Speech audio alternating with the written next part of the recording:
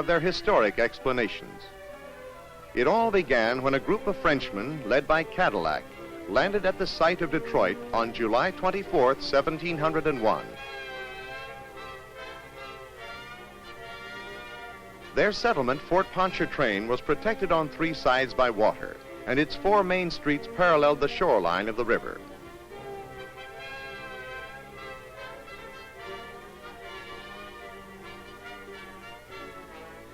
Cadillac's wise Indian policy helped Detroit to become an important fur trading post. The site, which provided a narrow crossing in the Great Lakes system, was a focal point for Indian trails, even before the white man. With its new function as a trading center, more trails were worn through the wilderness.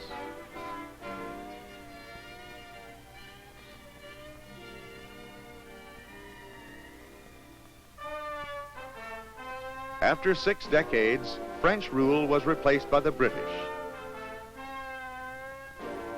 It, in turn, gave way to American control.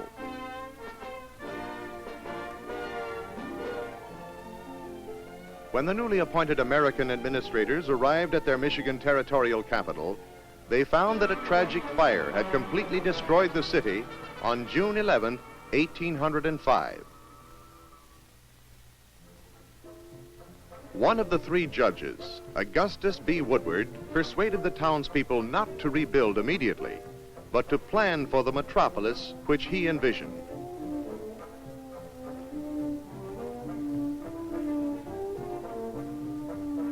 His plan was based on an equilateral triangle 4,000 feet to a side. Each angle was bisected by a perpendicular line to the opposite side.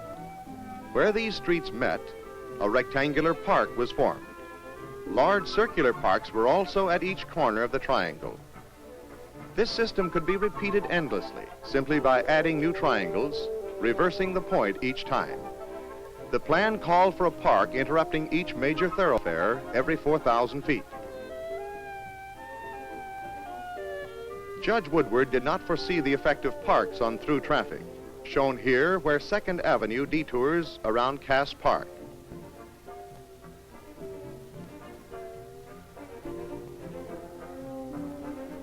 The plan was opposed because of its conflict with old property lines, its maze of angles, and the arbitrary method used to determine the width of the streets. As a result, only the upper part of one triangle, bits of 2 others, one rectangular park, and half of one circular park were ever built. The bases of these triangles parallel the shoreline rather than a cardinal direction. The existing part of the Woodward plan makes up most of the present central business district. The old Indian trails were improved when demand or military needs necessitated and provided the major land access routes to Detroit. Even today, the major thoroughfares of the city, which radiate from the business district, follow the routes blazed centuries ago by fur trading Indians.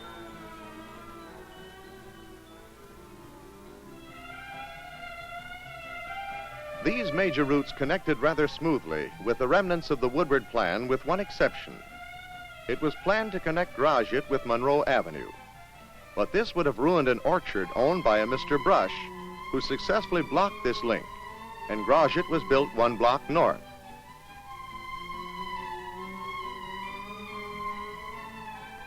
As a result, thousands of motorists each day must make 2 turns.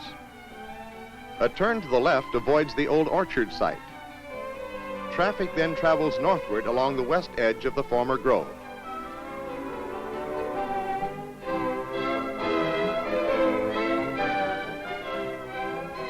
Finally, it turns right, and the driver is at last on Gratiot.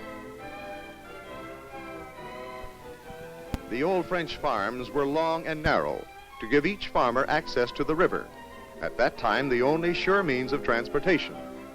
The boundaries, drawn at right angles from the shoreline, became roads commonly named after the owner of the adjoining land, such as Brush and Beaubien. The farmers had little objection to boundary roads, but resisted cross streets which divided their land. This has resulted in many jogs and dead ends on these streets.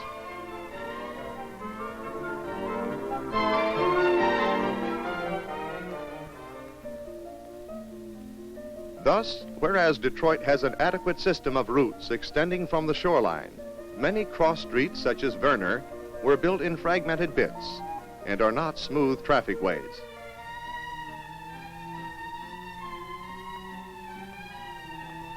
Even the egotistical Judge Woodward had not intended the avenue he named after himself to become the main street of Detroit. However, it was the only spoke street that paralleled the French farm boundaries. Woodward is the line where many cross streets changed their names. Dividing the east and west sides of the city, Woodward is the baseline for most house numbers. In the 1870s, a group of citizens began a campaign for a boulevard to circle the city.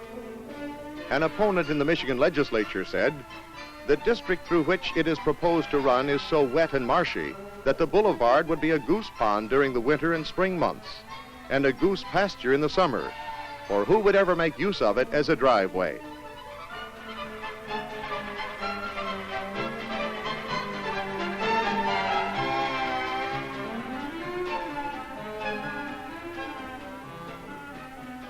When, in spite of all opposition, Grand Boulevard was built, it too followed the traditional property lines, and for the most part is either at right angles or parallel to the river. The exact route was determined by public-spirited citizens who donated 9/10 of the land that was used.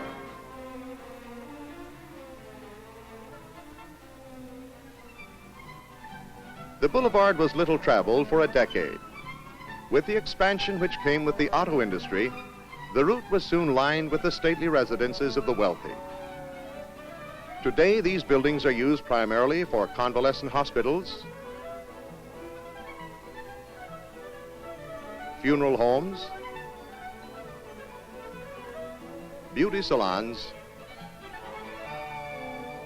day nurseries, and other commercial enterprises.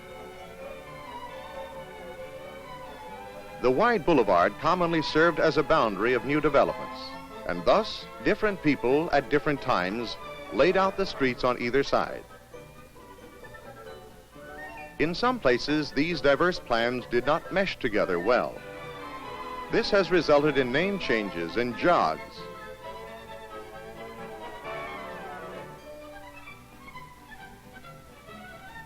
A good example is 2nd Avenue, one of the city's busiest thoroughfares, where it crosses Grand Boulevard.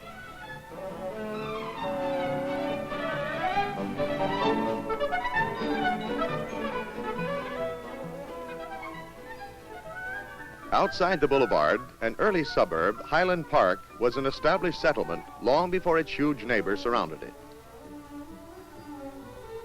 This city grew around Henry Ford's Model T plant. Its streets were built to conform with its main thoroughfare, Woodward Avenue.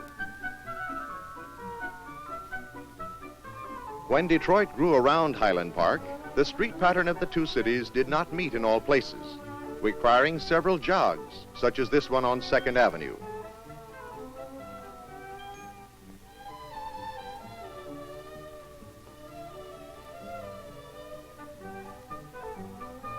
Not only is there an offset at the city boundary, but the older Highland Park streets are narrower than those of Detroit.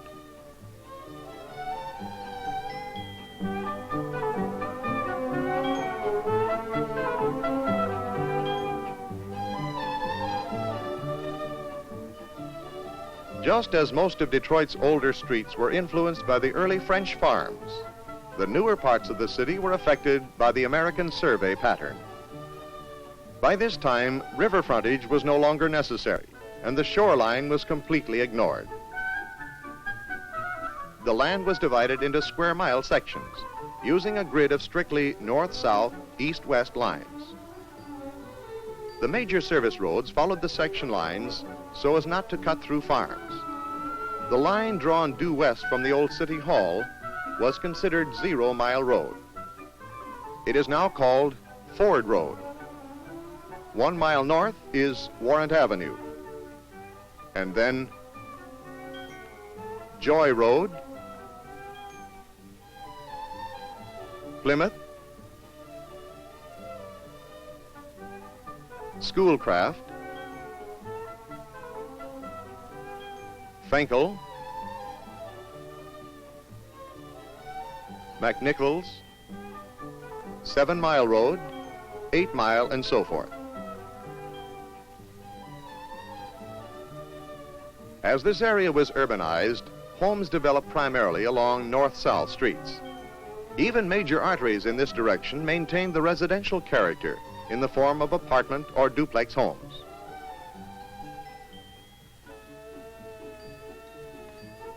The east-west thoroughfares, however, became long strings of commercial development. One reason for this pattern of growth might be that the commercial streets have an average of 16 cross streets per mile, along which almost all of the homes of the area are built. The residential routes have only 5 cross streets per mile, along which are very few homes.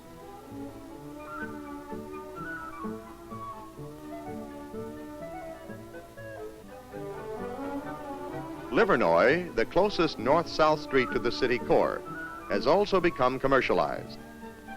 It is one of the major used car centers of the world.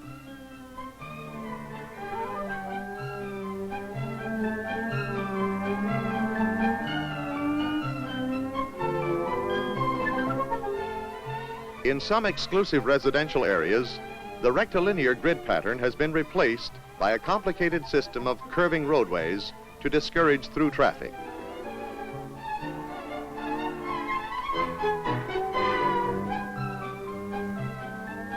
Many of Detroit's traffic problems are located at points where grid and shoreline systems come together.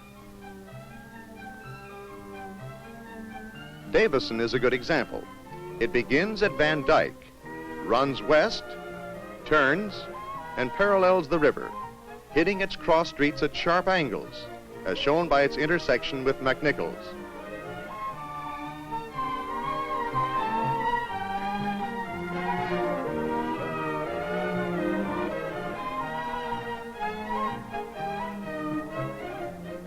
Davison continues in this direction until it reaches Livernois, where it turns due west again. It doesn't come out exactly on a mile line, however, and through traffic must shift 1 block north to Schoolcraft, 4 Mile Road, as Davison, as shown here, changes at Wyoming from a 6-lane divided highway to a 2-lane side street.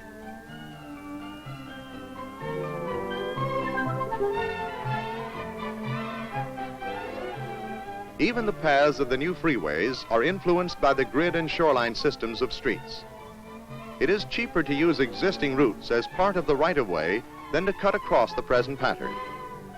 The ford parallels the river and the lake shoreline almost exactly. The lodge starts perpendicular from the river, runs due west to the grid system, and then follows the Northwestern Highway, an old Indian trail.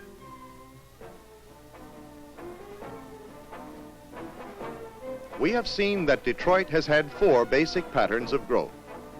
The downtown area, which is a small part of Judge Woodward's plan. The major spoke streets, whose routes were based on old Indian trails. Streets at right angles to the shoreline along old French farm boundaries and their perpendicular cross streets. And finally, the north-south and east-west streets of the grid system. Even the recent freeways have conformed to the historic routes which have formed the basic pattern of the city of Detroit.